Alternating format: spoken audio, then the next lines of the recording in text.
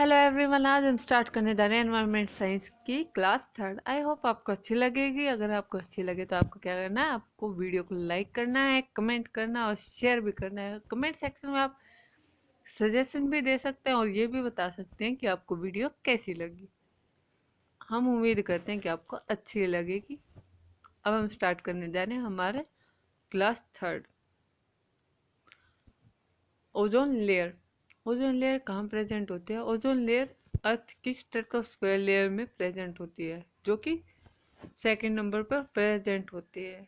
Troposphere first होती है और थर्ड होती है मीजोस्फेयर। मीजोस्फेयर और ट्रोपोस्फेयर के बीच में कौन प्रेजेंट होती है? स्ट्रेटोस्फेयर लेयर, जहाँ ओजोन लेयर प्रेजेंट होती है। ओजोन लेयर एक प्रोटेक्टिव लेयर है, इसे ओजोन शील्ड भी कहा जाता है, क्योंकि यह जो सन की यूवी रेडिएशन है जो कि हार्मफुल होते हैं लिविंग ऑर्गेनिजम्स के लिए भी और प्लांट्स के लिए भी, उन्हें एब्जॉर्ब करके रोकती है अर्थ के सरफेस पे आने पे।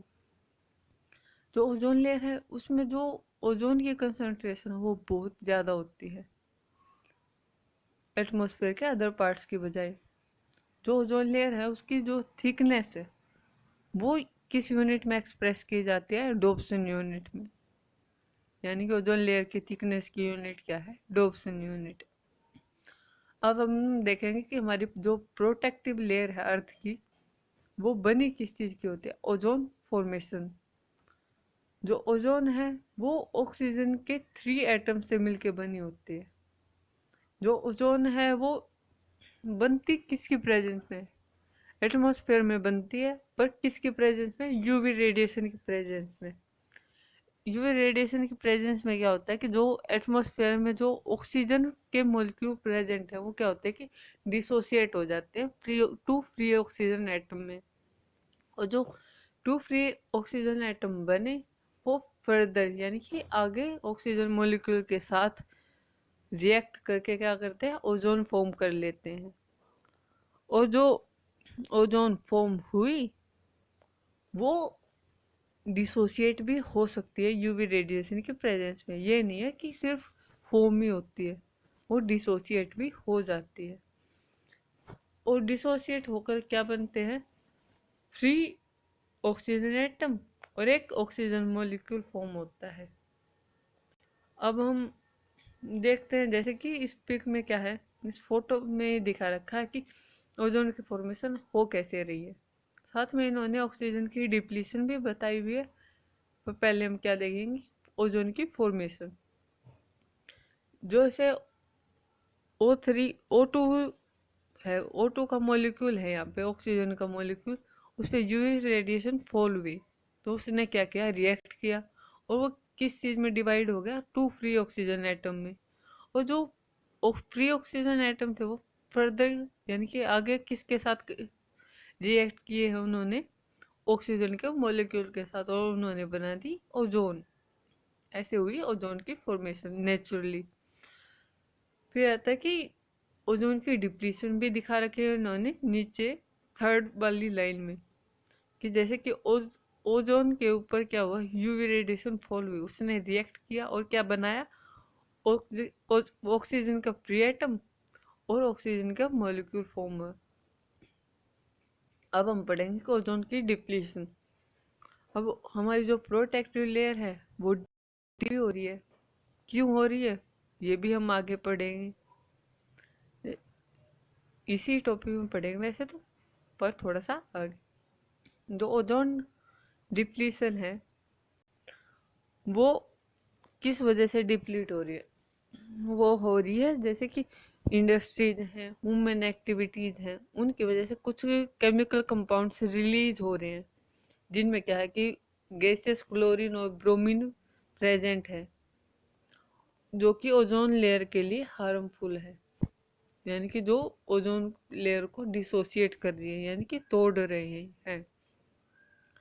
और ह्यूमन एक्टिविटीज की वजह से कहीं कहीं पे क्या है कि जो CFCs हैं, अदर हाइड्रोकार्बन्स हैं, वो यूज किए जा रहे हैं और रिलीज हो रहे हैं, जिनकी वजह से क्या होता है? जो ओजोन लेयर है वो डिप्लीट हो रही है।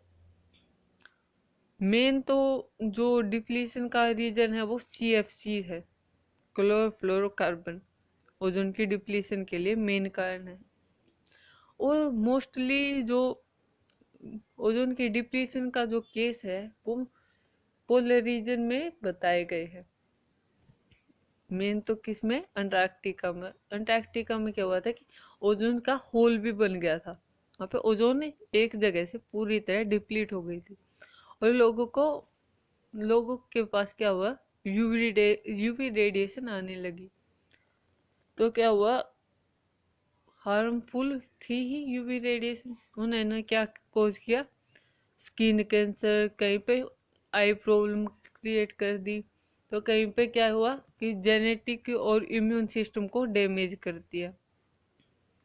जो ओजोन डिप्लीशन है वो एक मेन बड़ी प्रॉब्लम बन गई है एनवायरनमेंट की, जिसकी वजह से क्या होता है कि यूवी रेडिएशन फॉल हो रही है अर्थ के सरफेस पे, और क्या कर रही है, प्रॉब्लम्स क्रिएट कर रही है लिविंग बींग्स के लिए, जैसे प्लांट्स वगैरह हैं उनके लिए भी। अब जैसे कि ओजोन डिप्लीशन तो हो रहा है, उसकी रिएक्शन हम यहाँ देखते हैं कि कैसे कैसे होती है। ओजोन की डिप्लीशन दो तरह से होती है, एक तो नेचुरली और एक ह्यूमन मेड रीजन की वजह से। जैसे कि नेचुरल रिएक्शन तो हमने पहले भी पढ़ी थी कि नेचुरली कैसे फॉर्म हो रही है और कैसे डिप्लीट होती है। ओजोन की जो फॉर्मेशन है वो कैसे हुई थी कि जो ऑक्सीजन के जो मॉलिक्यूल है उन्होंने किसकी प्रेजेंस में रिएक्ट किया था, यूवी रेडिएशन की प्रेजेंस में, और वो क्या हुए थे कि डिसोसिएट हो गए थे टू फ्री ऑक्सीजन एटम में। और जो फ्री ऑक्सीजन एटम है वो आगे क्या हुआ कि ऑक्सीजन के मॉलिक्यूल के साथ रिएक्ट करके उन्होंने ओजोन फॉर्म कर ली थी। ऐसे ही क्या हुआ कि यूवी रेडिएशन फॉर्म में ओजोन मॉलिक्यूल डिसोसिएट हुआ दो मॉलिक्यूल्स में, क्या क्या, फ्री ऑक्सीजन एटम में और एक ऑक्सीजन मॉलिक्यूल में। अब ये तो था नेचुरल डिप्लीशन। अब देखेंगे कि एंथ्रोपोजेनिक डिप्लीशन क्या था। इसमें हम देखेंगे जो CFCs है उसमें जो यूवी रेडिएशन की प्रेजेंस पे जो क्लोरीन मॉलिक्यूल है, में मॉलिक्यूल नहीं, क्लोरीन जो एटम है फ्री रेडिकल क्लोरीन का, वो सेपरेट हो जाता है CF2Cl के Cl से। फिर क्या होता है, जो क्लोरीन का जो फ्री रेडिकल है वो आगे ओजोन के साथ रिएक्ट करता है और एक ओजोन फ्री रेडिकल को, मतलब कि ऑक्सीजन फ्री रेडिकल को अपने पास ले लेता है, उसके साथ रिएक्ट कर लेता है ऑक्सीजन के साथ, और ClO फ्री रेडिकल बना लेता है। और क्या होता है, ऑक्सीजन मॉलिक्यूल अलग कर देता है। जो ClO है, ClO फ्री रेडिकल, वो आगे क्या होता है, ओजोन के साथ रिएक्ट करता है। फिर क्या करता है, ऑक्सीजन के साथ रिएक्ट करता है और क्लोरीन रेडिकल और O2 बना देता है, जिसमें क्या होता है कि ओजोन टूट जाती है और क्लोरीन रेडिकल निकल जाता है और ऑक्सीजन निकल जाता है और डिसोसिएट क्या हो जाता है, ओजोन लेयर। अब ओजोन डिप्लीशन के कोजेज क्या है, यानी कि कारण क्या है जिनकी वजह से ओजोन डिप्लीट हो रही है। जैसे कि नेचुरल फैक्टर्स भी हैं, एंथ्रोपोजेनिक फैक्टर्स भी हैं। नेचुरल फैक्टर्स जैसे कि सीजन है, मौसम बदलता है उसकी वजह से, वेदर कंडीशन में कहीं पर सर्दी कहीं पर गर्मी, ये भी फैक्टर्स हैं जो अफेक्ट करते हैं ओजोन की डिप्लीशन को। सोलर साइकिल में तो जैसे कि सोलर है वो ज़्यादा अफेक्ट करती है, क्योंकि यूवी रेडिएशन की प्रेजेंस में वो फॉर्म भी होते हैं और डिसोसिएट भी होती है। अब क्या है कि एंथ्रोपोजेनिक फैक्टर यानी कि ह्यूमन मेड जो रीजन है, ह्यूमन ने जो भी एक्टिविटीज की उनकी वजह से जो भी हुआ, केमिकल्स कंपाउंड्स की फॉर्मेशन हुई, जैसे क्लोरोफ्लोरोकार्बन्स निकले और भी केमिकल्स निकले जिनमें फ्लोरीन ब्रोमीन प्रेजेंट थे। कुछ हाइड्रोकार्बन्स भी निकले जो कि हार्मफुल थे। और जो केमिकल ओजोन को डिप्लीट कर रहे हैं उन्हें क्या कहेंगे? Ozone depleting substance, ODS. और ये कौन से हैं? क्लोरोफ्लोरोकार्बन 11 है, 12 है, क्लोरोफ्लोरोकार्बन 13 है। फिर आता है कि जो मिथाइल ब्रोमाइड भी है, जिसमें क्या CH Br।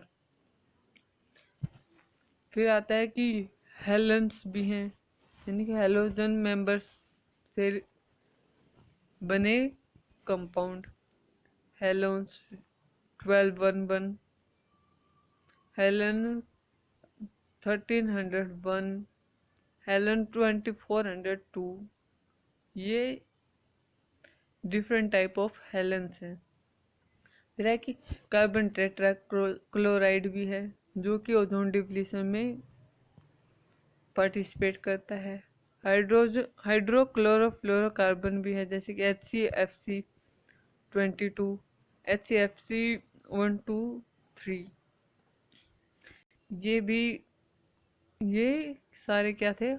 एंथ्रोपोजेनिक फैक्टर्स थे जो कि ओजोन को डिप्लीट करते हैं। और जो ये ओजोन डिप्लीटिंग सब्सटेंस है ये हार्म तो करते हैं, पर ये निकलते कहाँ से हैं? और क्या चीज है ये, क्या काम है इनका जो ये यूज हो रहे हैं और निकल रहे हैं? जैसे कि ओडीएस हैं, ये रेफ्रिजरेंट की तरह यूज होते हैं रेफ्रिजरेटर्स में, एयर कंडीशनर में और लार्ज चिलर्स में। मतलब कि जो जो कूलिंग करते हैं उन इक्विपमेंट्स में रेफ्रिजरेंट का यूज करते हैं, की तरह यूज करते हैं ओडीएस को। फिर जो रेफ्रिजरेटर्स हैं उनसे क्या निकलते हैं? ये ओडीएस निकलते हैं, रिलीज होते हैं। जैसे कि और एरोसोल कैंस हैं, उनमें प्रोपेलेंट की तरह यूज होते हैं, तो एरोसोल कैंस में से भी ये रिलीज होते हैं। जैसे कि प्लास्टिक फोम जो बनाए जाते हैं ब्लोइंग एजेंट्स के द्वारा, तो ये ब्लोइंग एजेंट की तरह भी यूज होते हैं ओडीएस। ये pre fighting agent, fire fighting agents की तरह भी यूज होते हैं। और जो ड्राई क्लीनिंग है, डिग्रीसिंग है, उसमें सोलवेंट की तरह भी यूज होते हैं। और जो इलेक्ट्रिक इक्विपमेंट्स में कंपोनेंट्स का भी काम करते हैं। तो जितने भी ये चीजें थी उनमें से ओडीएस रिलीज होते हैं, या ओडीएस जो जब यूज होते हैं तो उनमें जो वेस्ट हो जाती हैं वो सीधे क्या होते हैं? एनवायरनमेंट में पहुंचते हैं और क्या करते हैं? ओजोन को डिप्लीट कर देते हैं। फिर है कि जो ओजोन डिप्लीशन है उसको कंट्रोल कैसे किया जाए, यानी कि हमारी जो प्रोटेक्टिव लेयर जो कि हमारे लिए फायदेमंद है, अब वो डिप्लीट हो रही है तो हमारे लिए नुकसान है। तो उसे ठीक कैसे किया जाए, उसको कंट्रोल कैसे किया जाए ओजोन डिप्लीशन को? पहले तो ये पक्का किया जाए कि जो रेस्ट्रिक्शंस लगाई गई हैं ओजोन डिप्लीटिंग सब्सटेंस के ऊपर वो अच्छे से लागू हों, यानी कि कहीं पे भी लापरवाही ना हो कि हाँ ओजोन डिप्लीटिंग सब्सटेंस यूज हो रहे हैं तो कोई अफेक्ट ही ना पड़े किसी पे। उनको ध्यान दिया जाए और उनको कंट्रोल किया जाए।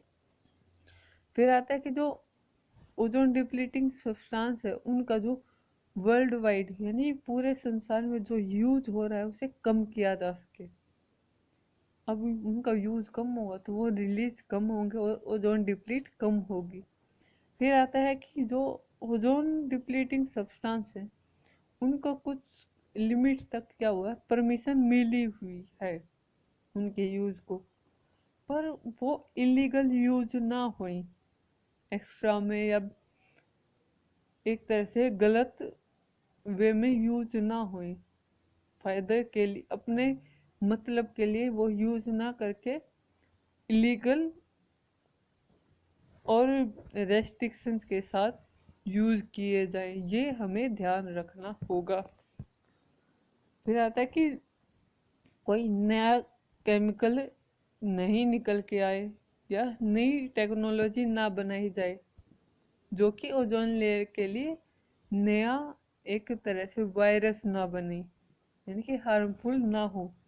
तो ये भी हमें ध्यान में रखना होगा कि ओजोन को डिप्लीट करने के लिए कोई भी हार्मफुल चीज ना बनाई जाए, और बन जाए तो उसे खत्म कर दिया जाए, आगे प्रोसेस ना जारी की जाए उसकी।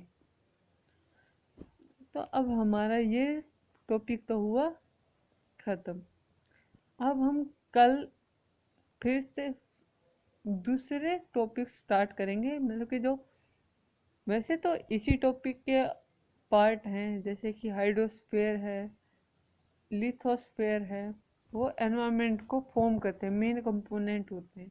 अब हमने एटमॉस्फेयर आज कंप्लीट कर दिया है, अब हम नेक्स्ट करेंगे हाइड्रोस्फीयर।